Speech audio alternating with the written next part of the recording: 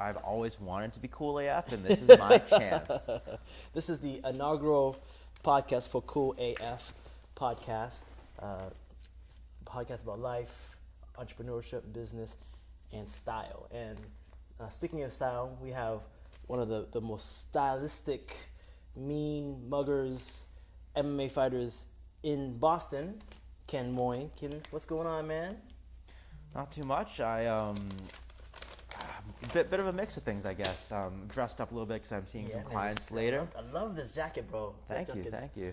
It's hot. It's this is actually one of my. So I'm a big believer of investing and mixing the ups and the downs. So I'll have things that are like pretty, luxurious, like Allen Edmonds shoes, for instance, or like a custom J. Hilburn jacket with Vitaly Barbera's Canonico Revenge fabric, like Super 150s wool. But then I'll mix in like a $4 Primark tie or something mixed in with this. Although, funny enough, with this particular jacket, I was able to find it on like a huge sale for like $50. Wow. Where just like one of those like Kmart spots or? No, I think this one was actually at a Lord and Taylor, which they actually sometimes have deals that you wouldn't expect. Oh wow. But really, it's all cyclical. Like there'll be times, so that's why before I go shopping with a client, it's very important that I sort of do a little scouting ahead because I got to find out where the sales are at this moment. Right. So let's go step a little bit back before we get kind of into it in terms of style. Let me give you a proper introduction and kind of work our way forward. You're a mixed martial artist. You're what they would call a cage fighter, but you fought obviously in Cage Titans. You fought in Bellator. As well. How did this all come about? How did this all kind of start for you in terms of your martial arts journey? I feel as if I were almost predestined to do martial arts in that my father was a lifelong martial artist and he grew up really rough and he's like very well-to-do now, very well-to-do gentleman these days. But I've had, if you include my amateur fights, like pro fights, a little bit of this, a little bit of that. Outside of MMA, there's boxing, there's kickboxing, whatever. I've probably had like 36 full contact fights under my belt. He's had way more than that in terms of like real life altercations that he's used martial arts to settle. Sure. So I think and he also was a heavy competitor in full contact karate back when that existed around here.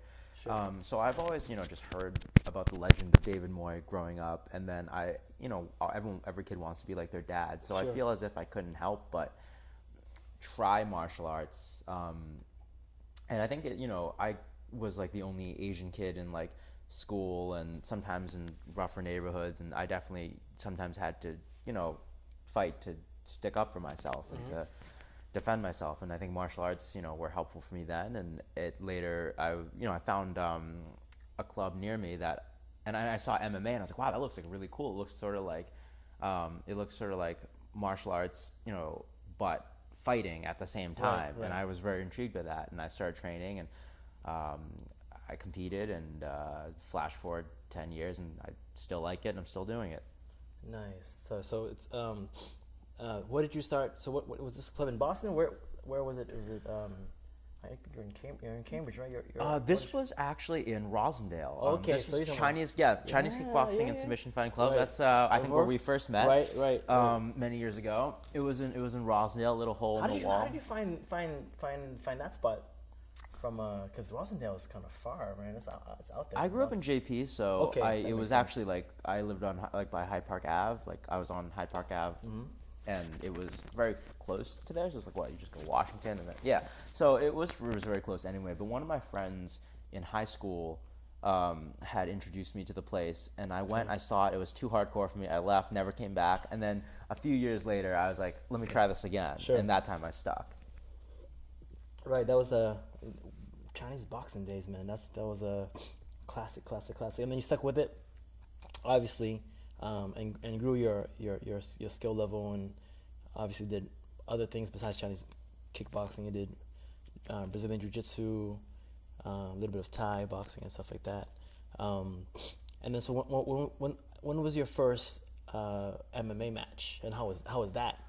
It was like 2008 probably was It's close to like 10. So February. pretty much 10 years of it, competing. Right? Yeah, so it was like February 2008, I believe. And I remember that I don't know, it was just crazy. It was like one of those like small shows back then. Like it was in Holiday Inn. It was before there was like a real commission.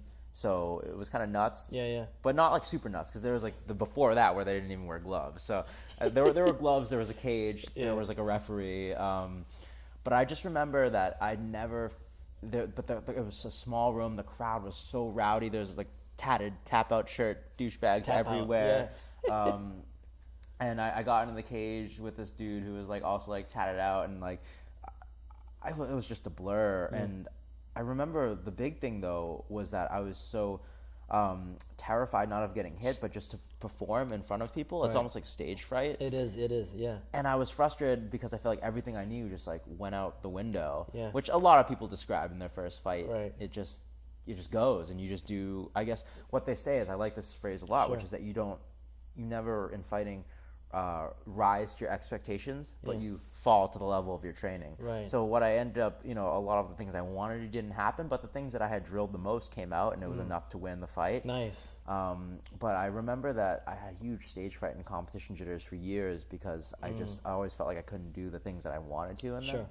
Sure. And then so through the year, 10-year MMA fighting career, has that died down a little bit, and kind of those jitters are gone, or do you always still have them, and then you just learn how to cope with them? I would say the latter. I think that you're always gonna have jitters, and I mean, because getting into a fist fight is scary, and even though it's a sport, when you're in there and you're really throwing down with someone on a primal level, you don't remember that necessarily as a sport. You just feel someone trying to take your head off, and it feels it just feels visceral and real. And on top of that, so there's that sort of, again, that visceral fear that will come, but it's also, again, a performance. So then you're also afraid you'll look stupid in front of all your friends, and they kind of combine to be overwhelming. But I'd say that, like anything, if you're exposed to it enough and you keep working through it, I'd say that now I'm very I'm comfortable with being uncomfortable, and I think that the fear gives me adrenaline, which helps boost my performance anyway. So I wouldn't trade it. I'd say I still get the jitters, but I don't want them to not be there. I think that would actually be worse to not have them. Right. And I think I saw on one interview recently, you said that you actually enjoy kind of pushing yourself and your opponent to the edge, so that you can see who really wants it more. Can you talk a bit more about that and what that's like?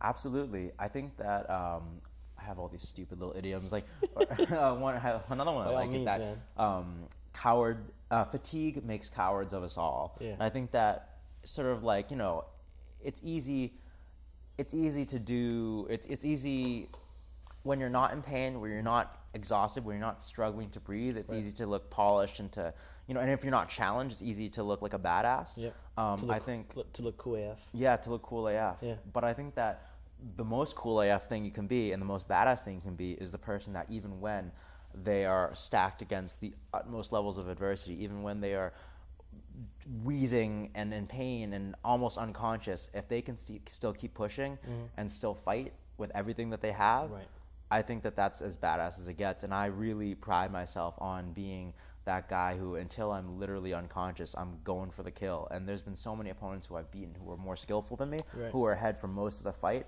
but I was able to drag them to that point where we're both exhausted, both hurting, and where they slowed down.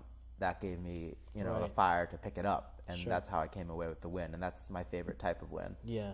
It's not good for your longevity, though. I think it's probably when I get like a quick head kick knockout or like a quick sub, that's actually probably better for me. Right, but you kind of feel like you've pushed yourself to the edge and beyond it, and so you've almost reached like a kind of, you've beaten yourself. So it's less beating the opponent, but you've beaten yourself because you've been able to kind of go past that point where you're like exhausted. Is that kind of? I would say that it's actually I have a funny story about that too. I would say it just comes back to being comfortable with being uncomfortable. I think that I've trained, when I'm in the gym, I'm training so hard that even though I can barely breathe, even though I feel like I'm going to pass out, I'm like, all right, let's just do one more round and I'm going to go. And rather than pacing myself as if I'm tired, I'm going to pace myself as if I'm fighting to win this very last round, and that it all comes down to this. Right. And I think that I've just been there a million times. And so it seems like a lot of my opponents who've broken before me have maybe when they were in the gym and they were in that moment, they took their foot off the pedal and slowed down. And I feel like I'm comfortable being hurt and tired and fighting through that, and they weren't. In terms of it being about me versus me as opposed to me versus them. Sure. I actually, the things I struggle with most is when there is no one else to compete against. When I see someone else despairing, it invigorates me, and I feel like, oh, here's my chance. Yeah. When it's just me despairing, I mean, I still do it. Like, I Sure. do some crazy sprint routines, and I'll still do it, but Right.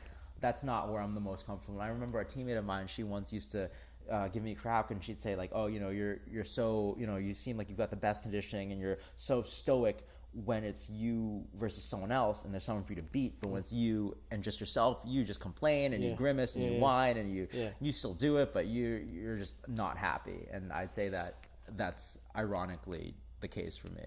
Yeah, you need that input back. It really helps, right? The feedback, absolutely. And so you have a fight coming up, right? I do have a fight coming up. Cage Titans, November 3rd, next Saturday. Next Saturday, wow. Plymouth Memorial Hall. Wow. So you're in training camp right now, right? Absolutely. How long is the training camp? Usually they'll average 6 to 8 weeks. I think this one's been more 6 weeks. I've been really struggling to find a fight in the last few years. Just a bunch of weird mishaps, injuries on my part, or last minute injuries from my opponent's part. A lot of fights have fallen through. Sure. I mean, I've done some boxing or some other competitions to stay somewhat active, but I have not been actually in the cage since 2016, and I'm so stoked to be here. But that said, because I had been experienced so many dropouts and delays, I think that it wasn't until I had a real confirmation of an opponent that I started really training. So I'd say that this fight camp has been a bit shorter than ideal. It's probably been like 5.5 weeks, 5 weeks maybe, where I really started to turn it up. But sometimes short and sweet gets the job done. Sure, it does. And so your last fight was about 2 years ago, and that was versus Andre Sukumtat. And so one thing I want to ask you is right after, because that was a really good fight. I actually kind of reviewed it before talking to you today. It was really, really intense. And right after that fight, Andre went to the UFC, and if I had gone a different way, because it was a really close fight, that might have been you. Do you still have that kind of aspiration, or would you have the aspiration to go to UFC to really kind of go full time and that level, or is it we're gonna go with the styling, or what are your kind of aspirations now at this point? That's interesting. Well, I will say, going back to that fight was pretty epic. Even though I lost, I was really happy with it. I just got to going at it, man. It was really good. And it was a long time coming, because me and Andre have fought twice. The first time I defeated him when he was really up and coming, and I was sort of up and coming but not as known yet. Right. And then the second time he got his revenge, and we both knew that what was on the line for that fight. Like, we both knew the winner of that fight was going to the UFC, and unfortunately it was him. In terms of my aspirations in MMA, I've been chasing the UFC dream for so long that I feel as if I just need to at least fight a few times there. It's been a decade of dedicated training and work for me to give up without reaching and tasting that. There's no way that's going to happen. Right. That being said, in terms of my styling, I that is sort of a dilemma that I've had lately, is that I really enjoy styling, and I think I find a fulfillment in terms of it being a job, and a deeper fulfillment than I do with martial arts. But at my core, martial arts and fighting especially is such an important element of my life and who I am as a person, that it's like, if you ask me what job would you rather have, I'd actually rather style people than train and get the shit kicked out of me in the gym. But if you ask me, like, what can you actually drop from your life and still be happy, I'd have to drop style, because if I'm not in there pushing myself in training, and then also really testing it against real opponents, I just won't be happy. So I also realize that there will be a day when I'm too punch drunk to keep doing it, and I should probably focus on something else. But I think that until then, it is my utmost responsibility to myself to pursue MMA as hard as I can. Then you could just do BJJ competitions.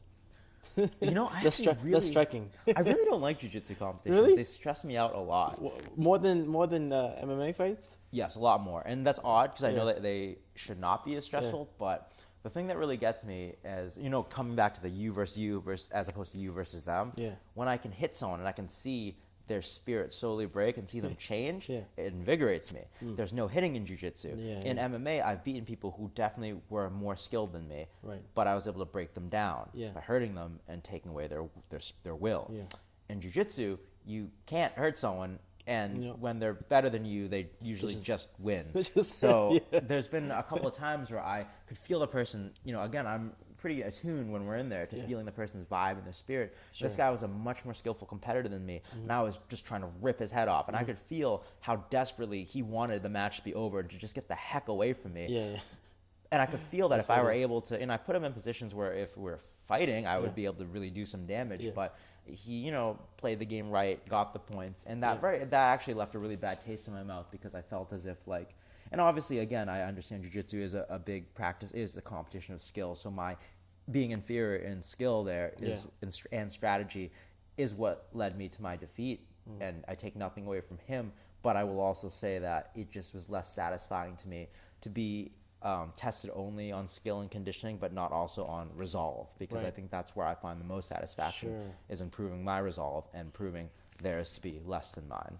Right. So in terms of your fight and your current camp, what do you think is the thing that you do the best without giving up any obvious secrets because of your fight? I think that it's no secret. I mean, in New England MMA, I'm definitely known as being a striker, and it's no secret that what I really like to do is strike. The great irony is, if you look at my record, I have a lot of submission wins, mostly submission wins.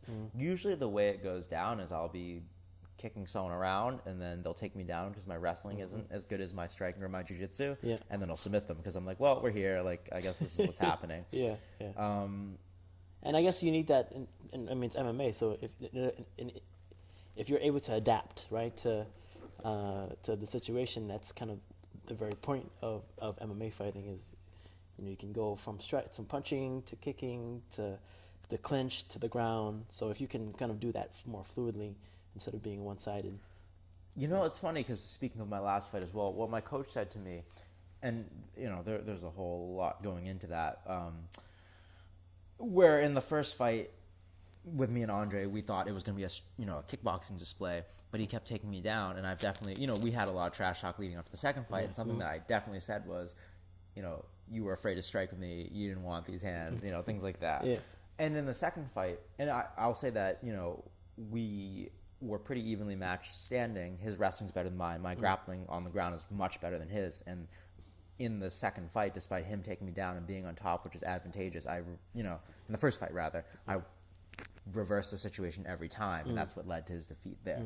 In the second fight, because of, you know, I had to follow up on my words, and having criticized him for that, I was determined to not shoot for a takedown unless he did first. Yeah. So in the first round, which, you know, I won handily, after that, my coaches were like, "You need to take him down. Yeah. You're in his head. You know, he's respecting your striking. You need to mix up because what you do best is mix everything up. Right.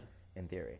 And I was just like, "No, I ain't shooting. That's Listen not to your happening." coaches. Listen and then to your he coaches. kneed me in the face, and I was gone. Yeah. So, you know, learned my lesson there.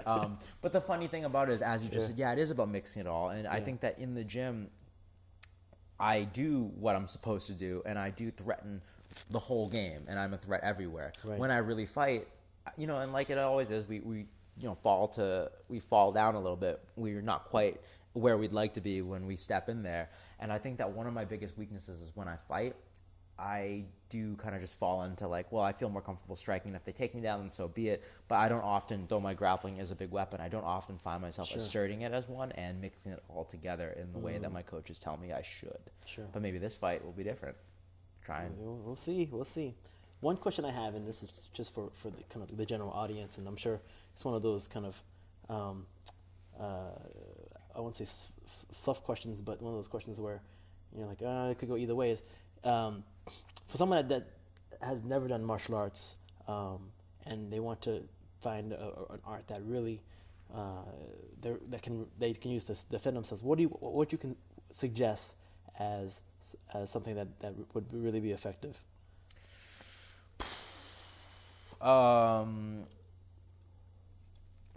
That's a really hard question to answer. I mean, so the funny thing is, Bruce Lee, you know, he's like, when you first start, a punch is just a punch and a kick is just a kick.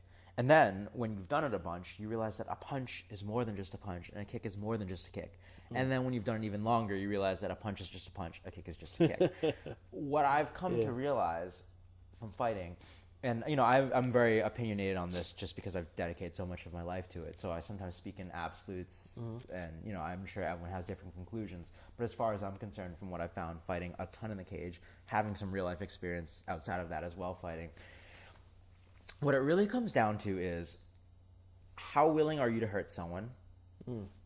How willing are you to get hurt in the process? And if you're willing to hurt them and you're unfazed by the prospect of getting hurt, that's a huge advantage, and that is more important to winning a fight than any amount of skill or technique. Now, the funny thing about that is, and you've heard me talk a lot about my mentality for this stuff, when I first started all of this stuff, I'll say the first time I got punched in the face, I cried. I've lost a lot of fights when I was in school because I just got hit and I couldn't deal with it. I definitely was not as hardened in that way mentally as I've become. And it's through repetitive exposure to these situations where you are getting hit and you're going hard that allows you to become comfortable with it and allows you to persevere where the other person would falter. So many fights, and I'm sure you've seen plenty of fights, you know, outside of the gym where not everyone's trained, most people aren't trained. Most of the time, the winner didn't even knock the person out, just convince the other person it ain't worth it. And the loser just does not want to get hit anymore. You'll see them turn away, you'll see them back off, you'll see them start talking and walking away. Sometimes you see them drop, but usually before that, unless they just got caught with something, they usually have already started to become submissive. So I'd say that a martial art, whatever martial art, it doesn't even matter about the style. What matters is that you're getting in there, you're going hard, and with a fairly unrestricted rule set. Fairly. Short answer, though, I think some combination of boxing and jiu-jitsu. The reason I say boxing is because most people try to punch you in the face, and a little bit of jiu-jitsu is good because if you're smaller, which like, you know, me and you are, if we end up on the ground, you don't want to just get stuck there and like strangle. Or even close in like bear hug distance as well. Yeah, absolutely. And without grappling skills, I mean, it's funny, like a lot of times people say like, oh, like just don't get taken or never go to the ground in a real fight. And I completely agree with that. But if you don't have grappling skills, you don't really get to decide. Right, exactly. Funny story too about the club, you know, Chinese kickboxing club where we came up. You know, times have changed a lot. They used to train really freaking brutally hard there. A lot of times nowadays the training is, you know, in some ways softer or smarter, you could say. I guess I never noticed because I mix it in with jiu-jitsu and kickboxing. But you're right about that. We don't really go. We just technique. Now it's just more technique. Than, it is, I was gonna say, I think that back then was a madhouse. I mean, we'll get into more of that later. But and how it relates to this is that I've seen people who used to train there come to visit us at Redline, which is much more modern, much more, you know, modern training methods. Everyone's very technical. I think on average, the skill of the people who are training and sparring at Redline was so much higher than the skill of people who are training at Chinese kickboxing, excluding the amazing people like Will or Sonia and so forth. Yet we'd sometimes just have these visitors from Chinese kickboxing days who'd be like, oh, I found Lefty. I see that you're, you know, our coach. Like, I see you're teaching at Redline now. I'm going to come to the sparring session. They were ugly. They did not fight clean, but they would whoop on people because they could just fight. And they were used to getting hit hard. They're used to hitting people hard, unfazed by it. Whereas some of the more technical people who looked so much better and more skillful, they just weren't ready for that. And so again, it's like what it comes down to is how willing are you to womp on someone, and how willing are you to get womped on in order to do that? Exactly. That's a really, really good point. Back in the old Chinese kickboxing days. Sanshou Sanda. Funny story too was I was like 17 when I first started. Someone like axe kicked me in the face. It was Will. Will axe kicked me in the face. I'm sure you're not surprised. And he broke my nose. And I remember, you know, Lefty or Eric, whoever's running the session, was like, you okay? Is your nose broken? I think it's all right. Just take a round off, jump back in, you'll be fine.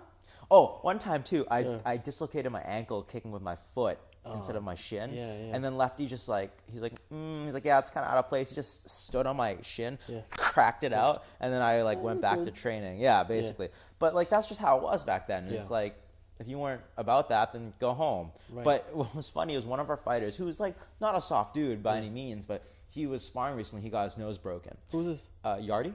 I don't know him. He's nasty, but Yeah. he got his nose broken in sparring against Don, Yeah. who's also really nasty, probably nastier. Hence broke his nose. Yeah. So he got his nose broken, and I saw him like really in pain, and I went over to Eric, one of the coaches, and I was like, Eric, like what's going on? Is Yardy all right? And he's like, what happened? And he's like, Yardy broke his nose, and I'm like, is he all right? And he says to me indignantly, no, kid, he's not all right. His nose is broken. I'm taking him to the hospital now. And I was just like, all right. So when I was like not even an illegal adult and I broke my nose, you say suck it up and go back in there, and now you're going to drive him to the hospital. All right. Well, like, He's getting soft. excuse me, excuse me for asking. He's getting soft in his old age. That's why. Yeah, I think him and Lefty have gotten softer in their old age. That said, I think that they also have become smarter about how they train their fighters, and I think that the fighters that they train now are better than the ones that they had back then. I just think that the average of back then were tougher.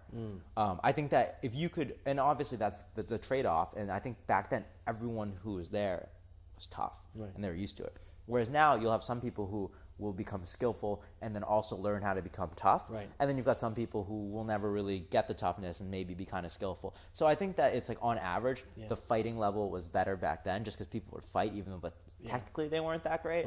I think that now the skill level is higher, the toughness is lower, but for the people who are willing to put in the work to get tough and get skilled, the peak that they can reach is so much higher than. I think that's just a factor of not a lot of people were that technical back then. So right now, since MMA is blowing up, everybody's taking the class. Everybody's doing kickboxing. Everybody's doing MMA classes. So there's more technical skill out there.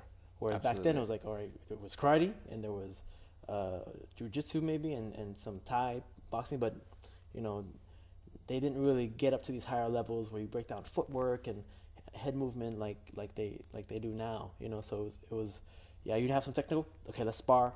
And let's. But the funny thing is, I've been with Lefty this whole time, and he's been my striking coach this whole time, and he's taught me. He teaches not much has changed in terms of what he's teaching over the years, but how he teaches it is very different. And like you said, he'll give you the technical breakdown, whereas back then he's like, yeah, like that's pretty good. Now go fight each other, and then you'll figure it out. He was always about you'll figure it out. I remember I came in, I was actually very out of shape and fat when I first came into the place. Thanks. And I was like, have longer hair too. I did, like a bowl cut, the whole shebang. And I went up to him and I was like, he's like, everyone jump rope, and I couldn't jump rope. I could barely jump at all. And I was like, Coach, how do you jump rope? And he's like, just do it. And so I spent a month, like or three and a half weeks, just. And he would just like kind of just look at me, look away, I keep walking, and I would just every day, and then I get like 2, and then be really tired. But eventually, you do it, and you learn, you sink or you swim. Eventually, you learn how to jump rope or learn how to fight. You sure do. So transitioning to your styling business, how did that come about? Oh man, so I'll say that like a lot of fighters, the way that I used to work a day job. I think I wear, right? I was an optician in training, and I would sell glasses and whatnot, and it was all right. I had a great great boss, great coworkers, but I just wasn't able to spend enough time in the gym. And I think when my first Bellator fight, I really felt afterwards like, man, I could have done way better if I had, if I had more time instead of working the 9 to 5 and then sneaking in at night. I could train once in the morning, rest a little bit, then again at night. So what can I do that would allow me the flexibility to train like that, but also to pay rent? So like a lot of fighters, I decided to do personal training, being like, hey, I'm a cage fighter. Why don't you get in shape doing this or learn how to kickbox or something?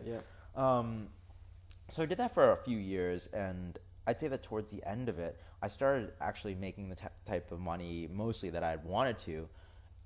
The only limitation was that I'd have to turn down a lot of clients because they wanted to train during prime hours, which is when I'd have to train. And even aside from that, I also found that there's a finite pool of energy that I had for martial arts, and they were taking clients, training them was taking from the same pool of, you know, my own training. Sure. And I was like, man, the whole point of this was to have more time to train, and I have more time, but now I have less energy to train because I just am so sick of martial arts at the time it's time for me to do martial arts. So I was like, but I like the flexibility, I like the pay. What can I do that's kind of similar to this, but not martial arts? And I was like, you know, how can I take a similar business model and just make it not about martial arts? And I was like, do I have any skills? I can't teach piano, I can't teach singing, but I actually, I used to dress poorly, taught myself how to not dress poorly after like 5 years of intense research and experimentation and whatnot. And then, you know, again, using the martial artist mind, where, because, you know, like fighting, fashion you would think is very intuitive and people just either got it or they don't. Fighting, you could think the same, but people have learned how to break it down, dissect it, and make it a system. And I was like, hey, I can do that with style and teach people, you know, how to dress.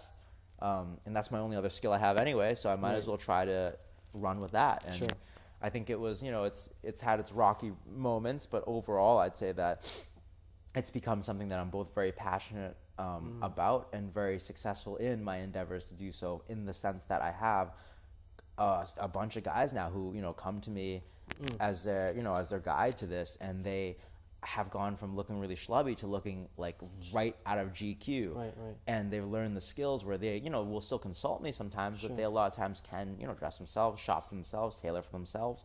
And, you know, they might bring me on to do something new, like, you know, we worked in the summer, but now it's fall, and I don't know exactly what textures make a lot of sense right now. So I'm like, all right, you know, we can do something.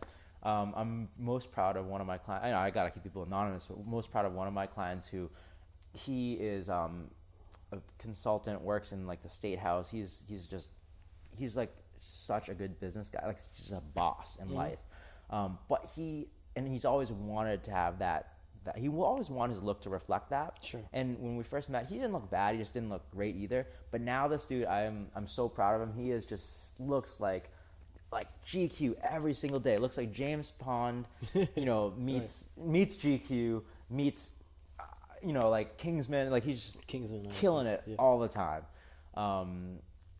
And I love working with him, and just that final product though is sort of like what I live for, to allow someone to be able to then express themselves authentically in a favorable light when they once just felt like it was hopeless and there was nothing they could do to change the way that they look in that way. So if you were to give like maybe 2 or 3 essential wardrobe pieces for the common guy, the common dude, what would you say those are? Well, the funny thing about it though, I'll give my best shot, but I would say there are 4 pieces to style. And I'm going to hyper focus on one of them, but I'll run through it real quick. There is formality / context, and that's just, you know, dressing for the occasion. There's fit, that's most of what makes you look good or bad. There's color coordination, which is like, you know, that higher level of like, how do you go from like, oh, it looks pretty good to like, oh, that looks good. And then there's composition. How do you arrange the patterns, the, you know, the details, the textures, the accessories to make that finished piece. But most of it really, the first one, formality and context. What I'm wearing right now, most people think looks really good. If I show up to a rock concert like this, do I look good or do I look stupid? Definitely stupid. And some people say there's no such thing as being overdressed. Completely wrong.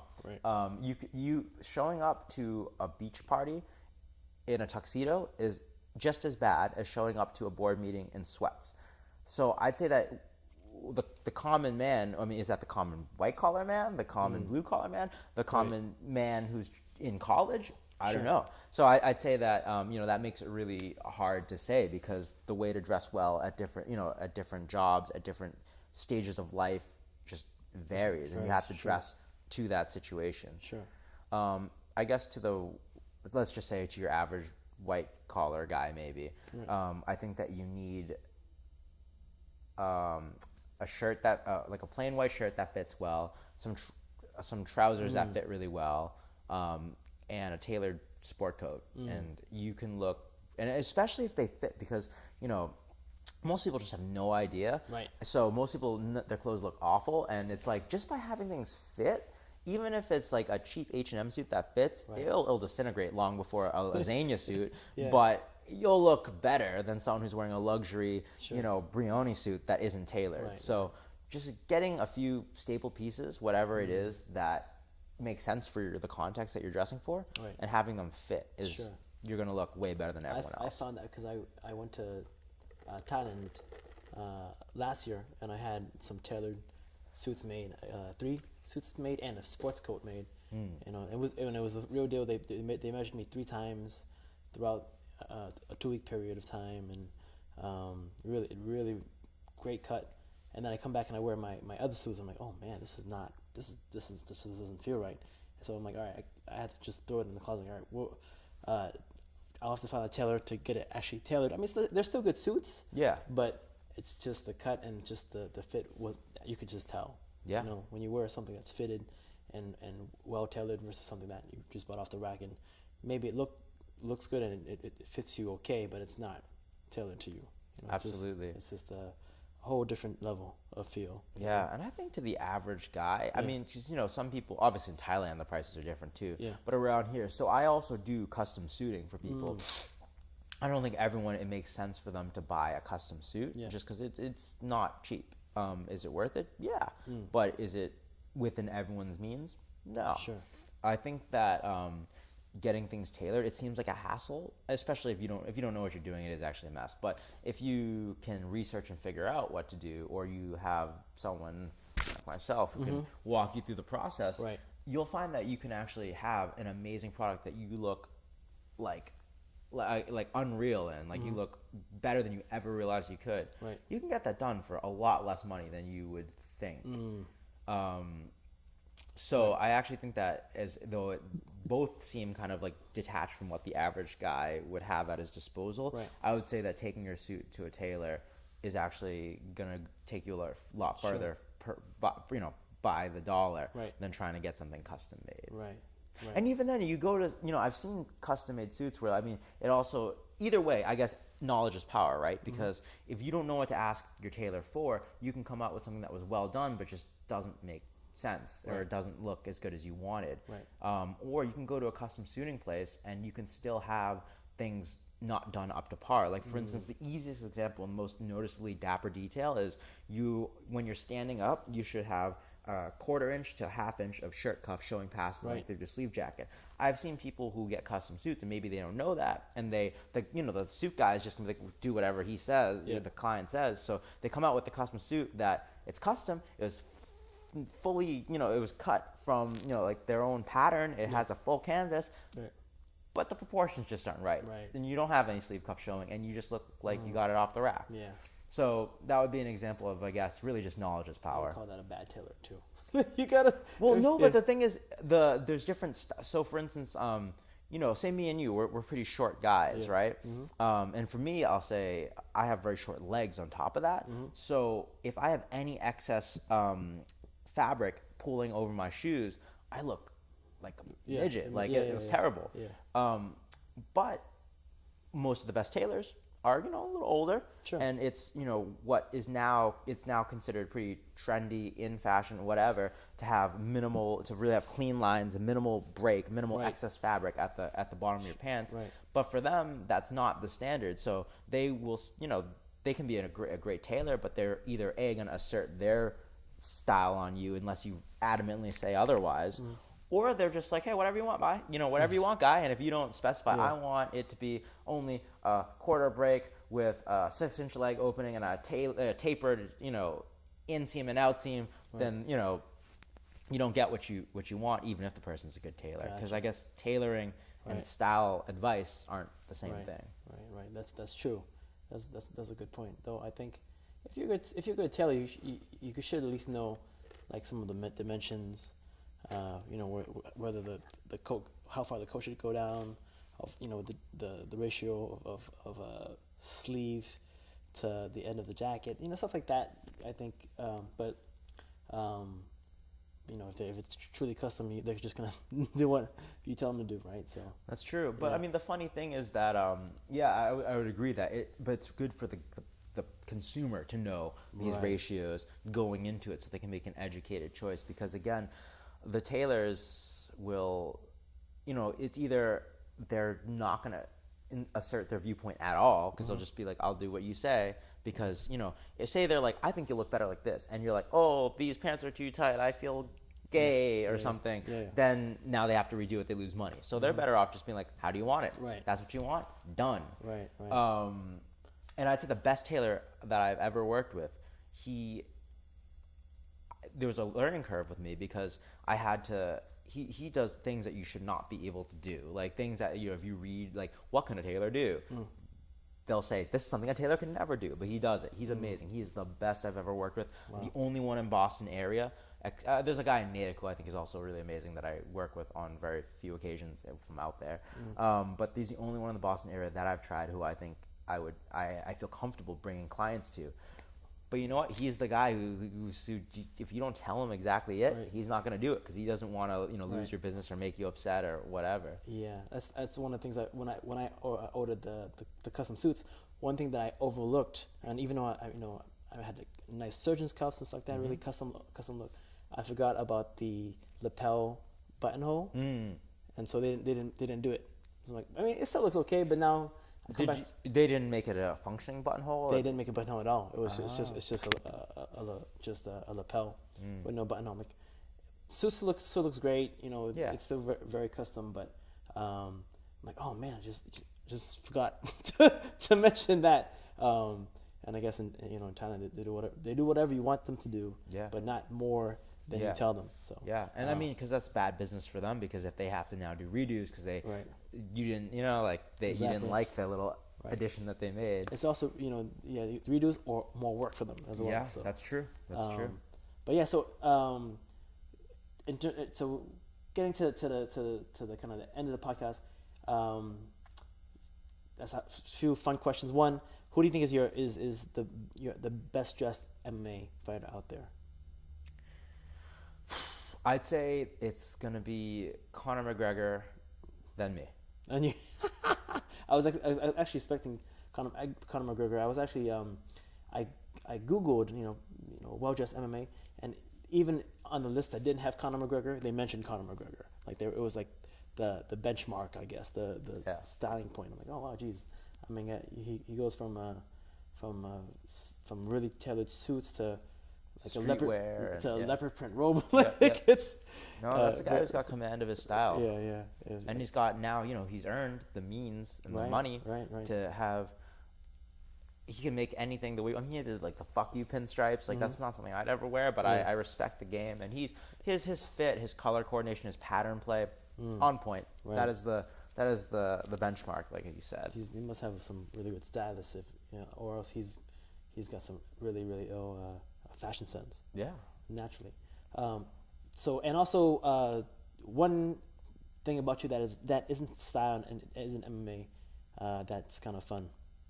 About me? Mm-hmm. I don't know if this is for me. It's fun. I'm a big geek. I go to anime conventions. Oh and dress man, up. We got to go to the next one. Yeah, I'm definitely gonna dress up. Do you have an when's the next one? Like next summer? I don't know. I think I'm going to one in like April or. Yeah. I only go to like one a year. Like I'm not. I like it. I have a fun weekend. It's like a vacation, but I'm not like about that life. Like some of my friends that I know through that like travel to cons. I'm like, I can get drunk for like a one weekend, then I got to go back to training and dieting. Right. So right. I remember you did One Punch Man one year, but yeah, they definitely have anime. I don't know, convention, and they also have Comic-Con. Yeah, those two. So I'm actually I'm trying to figure out what I want to be for the next one too. So we should definitely go. I've actually become, this is pretty silly, but I've become like famous at them for being male stripper Pikachu, and I've actually walked in and gotten so many tips. Hilarious. That I've actually made money. Like I've walked away with more money than I paid for my con attendance and some food. Well, so, they have that. They have those like Comic-Con famous cosplay people. Yeah. That there's like the heavy stars like the Aquaman dude and Data, whatever, from Star Trek, or those type of people. And then one row over, there's the cosplay famous people that $10 signature. So you could be on that. I don't think I'm on that level. I think I'm just sort of like a running joke in the Boston team. But it's all good. I have a good time. I get invited to all the parties. And, nice. And they tip me. So just for being there. That helps. Yeah. We definitely have to coordinate next time. So Sure thing. I can figure out what I want to be too. All right. So closing out. Next fight is where? Plymouth Memorial Hall. Mm-hmm. That's Saturday, November 3rd. Mm-hmm. This is the return of Kin Moy. I promise that the brand of violence that I bring to the cage, violence and artistry, has not been seen around here for 2 years. So you are gonna want to be there to see this spectacle of face punching. And also, the rest of the card is amazing. That is the best venue I've ever been to in terms of watching fights. Coliseum seating, like there's not a bad seat in the house. Right. You can hear every thud and whack. Right. If you're too close, if you're on the bottom floor, sometimes you get blood splatter. So I wouldn't. Nice. Floor seating with caution. Yeah. But yeah, no, that's Bring your raincoats. a great show. Yeah. Absolutely. Where can you get tickets? You can get tickets from me. So hit me up on my Facebook or my Instagram account if you're interested. / Kin W Moy. That's my personal. On Instagram, it's / Kin Kong Moy. KINKONG MOY. But yeah, if you want to come, get them through me because I get ticket commission. And if you don't, I don't fucking want you there. So whatever. And in terms of the styling, how can they contact you? StyleMeBoston.net. I've got website. and also that's my website. You can get in contact with me there, or my Facebook page / StyleMeBoss, sort of like Boston but BOS without the TON. It's just shorter. Sure. I don't know. Oh, yeah. But in any case, I have a lot of like free tips that I put up on there. Nice. Little tidbits about like how to match colors or what patterns go together, or fall essentials, whatever it is. So you can check that out there. And I'll make sure I put the other links in the comment section. So down below. Down below. All right, Ken. Thanks a lot. Thanks Appreciate you, for having brother. One of these days, I'm gonna get back in the ring, and then you can knock me around a few times. Sounds like fun. I bet that'll make me feel cool AF.